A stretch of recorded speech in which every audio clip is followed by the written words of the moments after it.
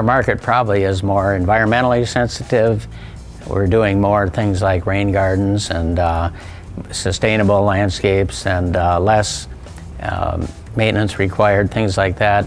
I think that's going to get more people interested and stay with gardening. Anybody that would tell you that's been successful in our industry is that you have to combine the business sense, the creativity, and the hard work that goes with it.